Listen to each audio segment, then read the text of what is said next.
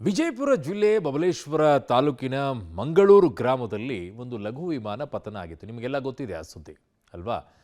But ಈಗ ಆಗಿರುವಂಥ ಸಮಸ್ಯೆ ಏನೋ ಅವತ್ತೇನೋ ಇಬ್ಬರು ಗಾಯ ಆದರು, ಬಟ್ ಎಲ್ಲವೂ ಕೂಡ ಆಗೋಯ್ತು. ಬಟ್ ಈ ರೈತರ ಜಮೀನಿನಲ್ಲಿ ಬಿತ್ತ ಇತ್ತಲ್ಲ, ಅದನ್ನು ತೆಗೆಯುವಂಥ ಕೆಲಸವನ್ನೇ ಮಾಡಿಲ್ಲ, ಹಾಗೇ ಇದೆ ಅಂತೆ ಅದು.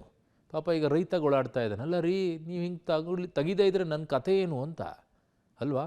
ಪಾಪ ನೋಡಿ. ಲಘು ವಿಮಾನ ದುರಂತದಿಂದ ರೈತ ಕಂಗಾಲು. ವಿಮಾನ ಪತನದಿಂದ ರೈತನ ಜಮೀನು ಹಾಳು.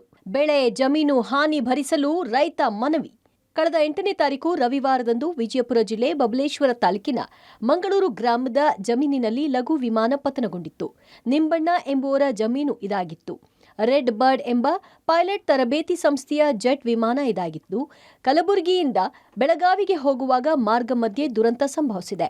ವಿಮಾನದಲ್ಲಿ ತೈಲ ಖಾಲಿಯಾದ ಕಾರಣ ಕಬ್ಬಿನ ಜಮೀನಿನಲ್ಲಿ ಲ್ಯಾಂಡ್ ಮಾಡಲು ಪ್ರಯತ್ನಿಸಿದ್ದಾರೆ. ಆಗ ವಿಮಾನದ ಗಾಲಿ ಕಿತ್ತು ಹೋಗಿ ಪಲ್ಟಿಯಾಗಿ 2 ಭಾಗವಾಗಿದೆ. ವಿಜಯಪುರ ಜಿಲ್ಲೆಯ ಬಬಲೇಶ್ವರ ತಾಲೂಕಿನ ಮಂಗಳೂರು ಗ್ರಾಮದ ಹತ್ತಿರ ಏನು ಅಂತಂದರೆ ಜಮೀನಿನಲ್ಲಿ ಏನು ಅಂತಂದರೆ ಲಘು ವಿಮಾನ, ಒಂದು ಖಾಸಗಿ ವಿಮಾನ ನಿನ್ನೆ ಲ್ಯಾಂಡ್ ಆಗಲಿಕ್ಕೆ ಏನು ಪ್ರಯತ್ನ ಪಟ್ಟಿದ್ರು. ಅದು ಆ ಲ್ಯಾಂಡ್ ಸರಿಯಾಗಿ ಆಗದೇ ಏನು ಅಂತಂದರೆ ಈ ರೀತಿ ಅಪಘಾತಕ್ಕೆ ಒಳಗಾಗಿತ್ತು. ನೀವು ನೋಡ್ತಿರ್ಬೋದು, ದೃಶ್ಯಗಳಲ್ಲಿ ತೋರಿಸ್ತಾ ಇದ್ದೀನಿ. ನಾವೀಗ ಯಾವ ಮಂಗಳೂರು ಗ್ರಾಮದ ಹತ್ತಿರದಲ್ಲಿರುವಂಥ ಜಮೀನಲ್ಲಿ ಏನು ಇದು ಲ್ಯಾಂಡ್ ಆಗಲಿಕ್ಕೆ ಇಳಿಲಿಕ್ಕೆ ಪ್ರಯತ್ನ ಮಾಡಿದ್ರು, ಆವಾಗ ಏನೋ ಒಂದು ಈ ದುರ್ಘಟನೆ ನಡೀತು. ನಾವೀಗ ಅದೇ ಸ್ಥಳದಲ್ಲಿದ್ದೀವಿ. ನೀವು ದೃಶ್ಯಗಳು ಕೂಡ ನೋಡ್ಬೋದು ಯಾವ ರೀತಿ ವಿಮಾನ ಏನೋ ಒಂದು ಲಘು ವಿಮಾನ ಇದೆ ಸಂಪೂರ್ಣವಾಗಿ ದುರಂತಕ್ಕೆ ಒಳಗಾಗಿದೆ ಅಂಥೇಳಿ.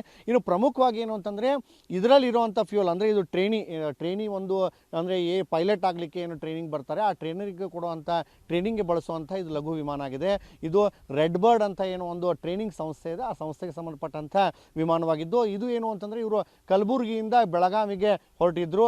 ಮೇಲಿನಿಂದ ಏನು ಅಂತಂದರೆ ಪ್ಲೇನ್ ಆಗಿ ಕಾಣುತ್ತೆ. ಆ ಹಿನ್ನೆಲೆಯಲ್ಲಿ ಇಲ್ಲಿ ಲ್ಯಾಂಡ್ ಮಾಡಿದರೆ ನಾವು ಸೇಫಾಗಿ ಇಳಿಬೋದು ಅನ್ನೋ ನಿಟ್ಟಿನಲ್ಲಿ ಏನು ಅಂತಂದರೆ ಒಂದು ಲ್ಯಾಂಡ್ ಮಾಡಲಿಕ್ಕೆ ಮುಂದಾಗ್ತಾರೆ. ಟೈರ್ ಸ್ಪರ್ಶ ಮಾಡಿದ ತಕ್ಷಣವೇ ಏನು ಅಂತಂದರೆ ಮುಗುಚಿ ಬೀಳುತ್ತೆ ಪ್ಲೇನು. ಆ ಮುಗುಚಿ ಬಿದ್ದ ತಕ್ಷಣವೇ ಏನು ಅಂತಂದರೆ ಮುಂಭಾಗ ಏನಿದೆ ಆ ಪ್ಲೇನ್ ಮುಂಭಾಗ ಸಂಪೂರ್ಣವಾಗಿ 2 ಭಾಗ ಆಗುತ್ತೆ. ಇದೇ ಜಮೀನಲ್ಲಿ ಏನು ಅನೇಕ ಜನರು ಕೆಲಸ ಮಾಡ್ತಾ ಇದ್ರು, ರೈತರ ಬಾಂಧವರೆಲ್ಲರೂ ಕೂಡ ಅವರು ತಕ್ಷಣಕ್ಕೆ ಓಡಿ ಬಂದು ಏನು ಅಂತಂದ್ರೆ ಏನು ಅವರಿಬ್ಬರನ್ನ ಸಿಲುಕಾಕೊಂಡಿದ್ರು ಅವರನ್ನ ಹೊರಗೆ ತೆಗಿತಾರೆ. ನಿಜವಾಗ್ಲೂ ಕೂಡ ಅದೃಷ್ಟವಶಾತ್ ಏನು ಇಬ್ಬರು ಕೂಡ ಬದುಕುಳಿದ್ರೆ ಅದಕ್ಕೆ ಗ್ರಾಮಸ್ಥರೇ ಮೂಲ ಕಾರಣ ಅನ್ನೋದು ಕೂಡ ತಪ್ಪಾಗ್ಲಿಕ್ಕಿಲ್ಲ ಅಂತಾನೆ ಹೇಳ್ಬೋದು. ಈ ವೇಳೆ ಜಮೀನಿನಲ್ಲಿದ್ದ ರೈತರೇ ವಿಮಾನದಲ್ಲಿದ್ದ ಇಬ್ಬರನ್ನ ರಕ್ಷಿಸಿದ್ದಾರೆ. ಆದರೆ ಇದೀಗ ಈ ಜಮೀನು ಮಾಲೀಕ ನಿಂಬಣ್ಣ ಗೋಳಾಡುವಂತಾಗಿದೆ. ವಿಮಾನದಲ್ಲಿದ್ದ ಇಂಧನ ಜಮೀನಿನಲ್ಲಿ ಅಲ್ಲಲ್ಲಿ ಬಿದ್ದಿದೆ. ಇದರಿಂದ ಕಬ್ಬು ಬೆಳೆ ಸುಟ್ಟು ಹೋಗುತ್ತೆ. ಜೊತೆಗೆ ಈ ಜಮೀನಲ್ಲಿ ಮತ್ತೆ ಕಬ್ಬಿನ ಬೀಜ ಹಾಕಿ ಮೊದಲಿನಿಂದ ಬೆಳಿಬೇಕಾಗತ್ತೆ ಅಂತ ಗೋಳಾಡ್ತಿದ್ದಾರೆ. ಇಲ್ರಿ, ನಾವು ಇಲ್ಲೇ ಕೆಲಸ ಮಾಡ್ತಿದ್ವು. ನಾಗೇನು ಪದ್ರಾಗ್ರಿ ಬಂದು ಇಲ್ಲಿ ಇಳ್ಕೊತ ಬತ್ರಿ. ಬಂದು ಕೇಸಿ ಹೊಲದ ಕೇಸಿ ಇಲ್ಲಿ ನಮ್ಮ ಹೊಲದಾಗ ಬೆತ್ರಿ. ಅದು ಬಿದ್ದಿಂದ ಅಂತ ಓಡಿ ಬಂದ್ರಿ. ಇಲ್ಲೆಲ್ಲ ಕಬ್ಬಿನ ಮಂದಿ ನಾವಿದ್ದು ಬಂದು ಕೇಸಿ ಅವರು ಸಂರಕ್ಷಣೆ ಮಾಡಿ ಅವ್ರನ್ನ ತೆಗೆದು ಕೇಸಿ ಪೂರ್ಣ ಆಂಬುಲೆನ್ಸ್ ಗಾಡಿಯಾಗ ಕಳಿಸಿದ್ವಿ ರೀ ಅವ್ರನ್ನ.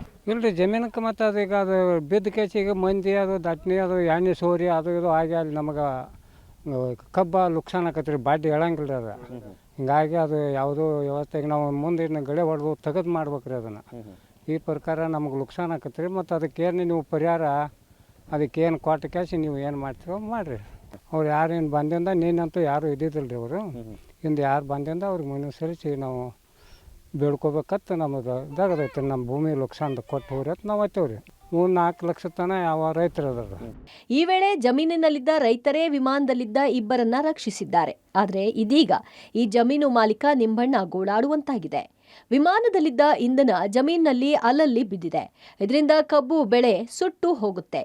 ಜೊತೆಗೆ ಈ ಜಮೀನಲ್ಲಿ ಮತ್ತೆ ಕಬ್ಬಿನ ಬೀಜ ಹಾಕಿ ಮೊದಲಿನಿಂದ ಬೆಳಿಬೇಕಾಗತ್ತೆ ಅಂತ ಗೋಳಾಡ್ತಿದ್ದಾರೆ. ಇನ್ನು ಈ ವಿಮಾನ ದುರಂತ ನೋಡಲು ನೂರಾರು ಜನರು ಬಂದು ಜಮೀನಲ್ಲಿ ಓಡಾಡಿ ಬೆಳೆ ತುಳಿದು ಹಾಕಿದ್ದಾರೆ.